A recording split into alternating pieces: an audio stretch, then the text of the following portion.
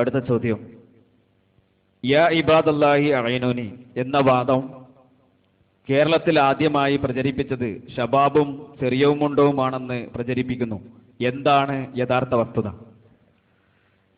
ഞങ്ങളുടെ നാട്ടിലൊക്കെ ഒരു ചൊല്ലുണ്ട്, ആർക്ക് ഭ്രാന്ത് വന്നാലും ജമാഅത്ത് പള്ളിക്ക് കേടുന്നാണ്.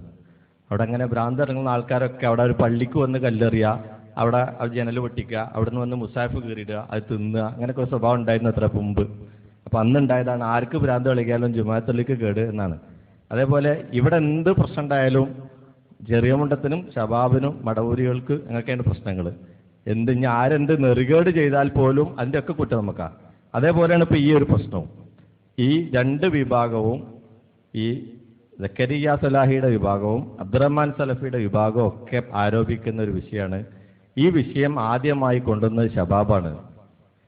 അതിൽ വലിയ രസം എന്താ വെച്ചാൽ ഇവരെ പഴപ്പിച്ചതും ഷബാബാണ്. ഈ ചെറിയ മുണ്ടൊക്കെ പറഞ്ഞത് കേട്ടിട്ടാണ് സക്കരിയ സലാഹിയും ജബ്ബാർ മൗലവിയും ഒക്കെ ഈ വാദം പറഞ്ഞതെന്നാണ് രണ്ടു കൂട്ടരും പറയുന്നത്.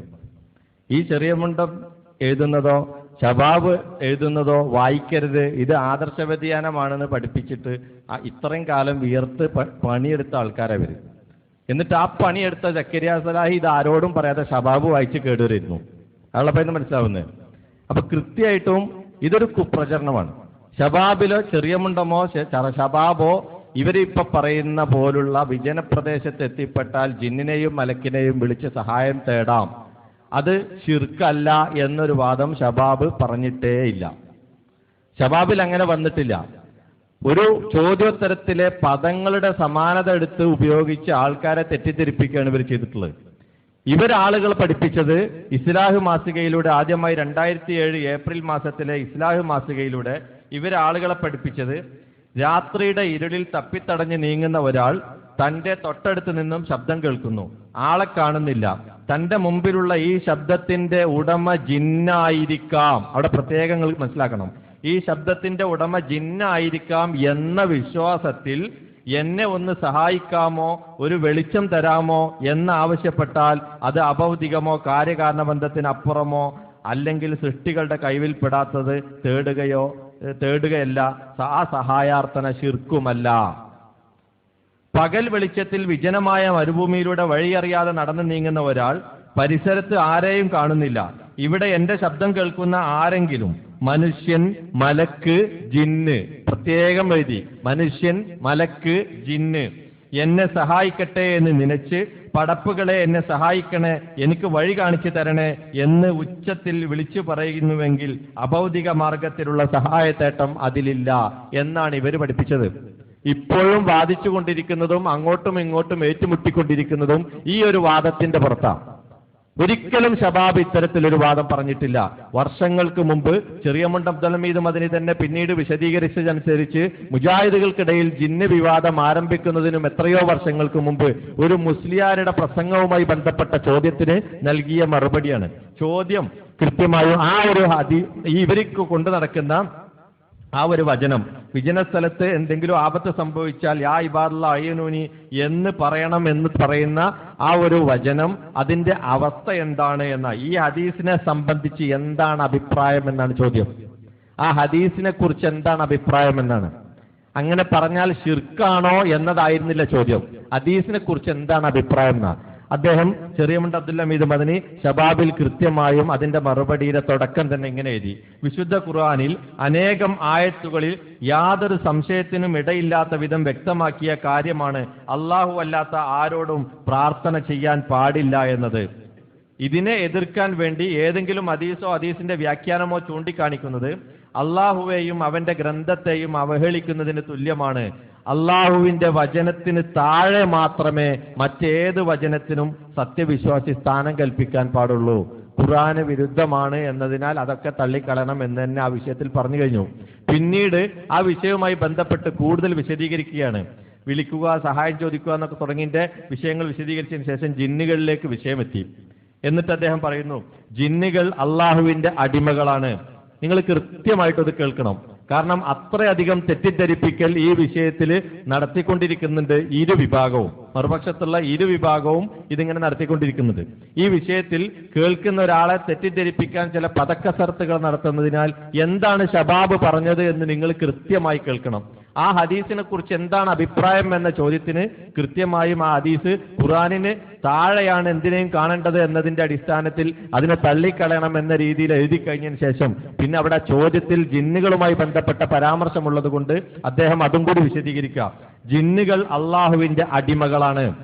അവരുടെ അസ്തിത്വത്തെയോ കഴിവുകളെയോ സംബന്ധിച്ച വിശദ വിവരങ്ങൾ ഖുർആനിലോ പ്രാമാണികമായ ഹദീസിലോ ഇല്ല. അവരുടെ കഴിവുകളെ കുറിച്ചിട്ട് ഖുർആനിലോ പ്രാമാണികമായ ഹദീസിലോ ഇല്ല.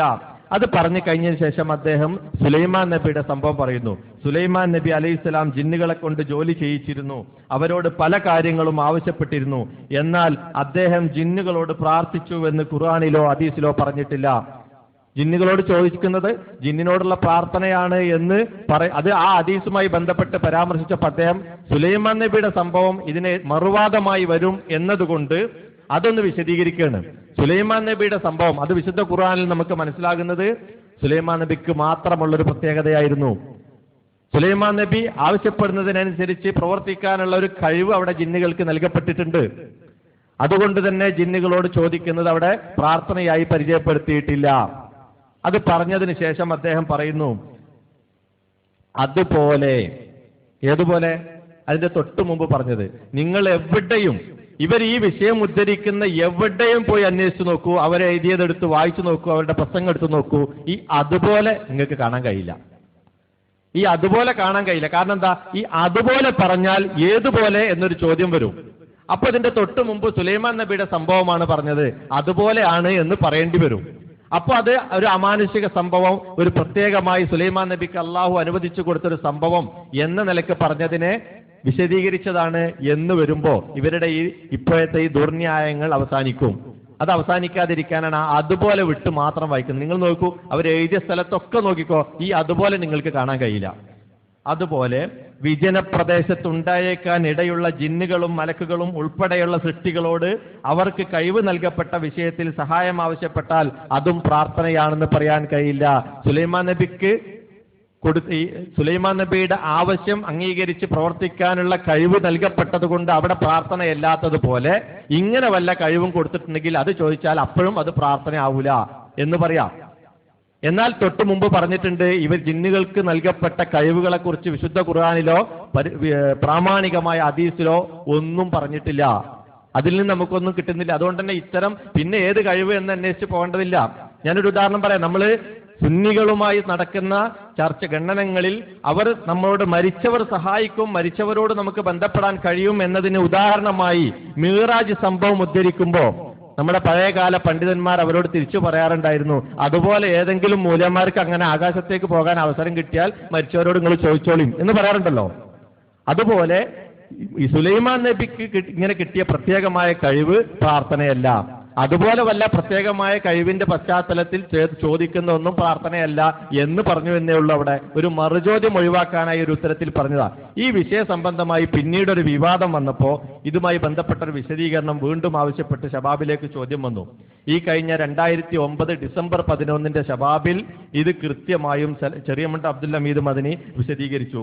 അതിന്റെ മറുപടിയിൽ അദ്ദേഹം തുടങ്ങുന്നതിനെ ഞാൻ നേരത്തെ പറഞ്ഞതുപോലെ മുജാഹിദുകൾക്കിടയിൽ ജിന്ന് വിവാദം ആരംഭിക്കുന്നതിന് വളരെ മുമ്പ് ഒരു മുസ്ലിയാരുടെ പ്രസംഗത്തിന്റെ അടിസ്ഥാനത്തിലുള്ള ഒരു ചോദ്യത്തിന് ഈ പങ്ക്തിയിൽ നൽകിയ മറുപടിയിൽ 2 കാര്യങ്ങൾ വ്യക്തമാക്കിയിരുന്നു. അപ്പൊ നമ്മളുടെ ഈ വിവാദം ആരംഭിക്കുന്നതിന് മുമ്പാണ് ആ കാര്യം ഉണ്ടായിട്ടുള്ളത്. അദ്ദേഹം പറയുന്നു, 1, വിജനമായ സ്ഥലത്ത് നിന്ന് അള്ളാഹുവിന്റെ അടിയാന്മാരെ നിങ്ങൾ എന്നെ സഹായിക്കണം എന്നൊരാൾ ആവശ്യപ്പെട്ടാൽ അത് പ്രാർത്ഥനയാണെന്ന് ഉറപ്പിച്ച് പറയാൻ കഴിയില്ല. ഒരാൾ അങ്ങനെ ആവശ്യപ്പെട്ടാൽ, മറ്റടുത്ത് എന്താ പറഞ്ഞിട്ടുള്ളത്? ജിന്ന് മലക്ക് എന്നിവർ സഹായിക്കുമെന്ന് നനച്ചുകൊണ്ട് ആവശ്യപ്പെട്ടാൽ. ഇവിടെ വിജനമായ ഒരു സ്ഥലത്ത് വെച്ച് ഒരാള് അള്ളാഹുവിന്റെ അടിമകളെ എന്നെ സഹായിക്കണേ എന്ന് ആവശ്യപ്പെട്ടാൽ അത് ശിർക്കാ പ്രാർത്ഥനയാണെന്ന് പറയാൻ കഴിയില്ല. തുടർന്ന് അദ്ദേഹം പറയുന്നു, പ്രാർത്ഥന എന്നാൽ ഏറെ താഴ്മയോടെയുള്ള കാര്യകാരണബന്ധത്തിനപ്പുറമുള്ള അപേക്ഷയാണെന്നാണ് മുസ്ലിം മനസ്സിലാക്കിയിട്ടുള്ളത്. അള്ളാഹുവിന്റെ അടിയാന്മാരെ എന്ന് അഭിസംബോധന ചെയ്തതുകൊണ്ട് നിങ്ങൾ ഇന്ന കാര്യം ചെയ്യണമെന്ന് ആവശ്യപ്പെട്ടാൽ അത് പ്രാർത്ഥനയാണെന്ന് പറയാൻ പറ്റില്ല.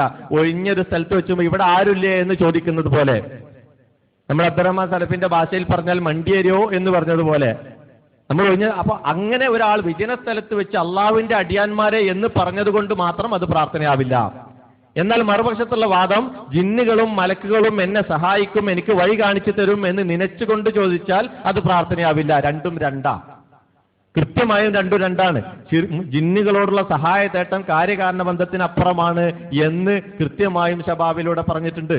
അതുകൊണ്ട് തന്നെ അത് പ്രാർത്ഥന തന്നെയാണ്. നിങ്ങൾക്ക് ഈ പ്രാവശ്യത്തെ ഇക്കഴിഞ്ഞ ആഴ്ചത്തെ ഇപ്പോൾ നിങ്ങളുടെ കയ്യിലുള്ള ഈ ഏറ്റവും പുതുതായി വന്നിട്ടുള്ള ശബാബിന്റെ പത്രാധിപ കോളം, അതിന്റെ എഡിറ്റോറിയൽ വായിച്ചാൽ നിങ്ങൾക്ക് അതിൽ കൃത്യമായും പറയുന്നു, ജിന്നുകളും മലക്കുകളോടും പ്രാർത്ഥിക്കാമെന്നോ സഹായം ചോദിക്കാമെന്നോ വിജനപ്രദേശത്ത് അവരോട് സഹായം ചോദിച്ചാൽ പ്രാർത്ഥന ഇല്ലാമെന്നൊക്കെയുള്ള ഷിർക്കൻ വാദങ്ങൾക്ക് ശബാബിന്റെ വരികളെ ദുർവ്യാഖ്യാനം ചെയ്തത് ഖേദകരമാണ്. ശബാബ് ഒരിക്കലും അങ്ങനെ പറഞ്ഞിട്ടില്ല എന്ന് ശബാബിന്റെ എഡിറ്റോറിയൽ തന്നെ വ്യക്തമാക്കിയിട്ടുണ്ട്. ഈ മറുപടിയിൽ അടുത്ത വരി കൂടി പറഞ്ഞ് ഞാൻ അവസാനിപ്പിക്കാം. ആ മറുപടിയിൽ മുസ്ലിം വ്യക്തമാക്കിയ രണ്ടാമത്തെ കാര്യം, ഒറ്റപ്പെട്ട ഒരു ഹദീസിന്റെ അടിസ്ഥാനത്തിൽ വിജനമായ സ്ഥലത്ത് നിന്ന് അള്ളാഹുവിന്റെ അടിയാന്മാരെ എന്ന് വിളിച്ച് സഹായം ആവശ്യപ്പെടൽ ഇസ്ലാമിലെ ഒരു അംഗീകൃത സമ്പ്രദായമാണെന്ന് പറയാൻ പറ്റില്ല എന്നാണ്.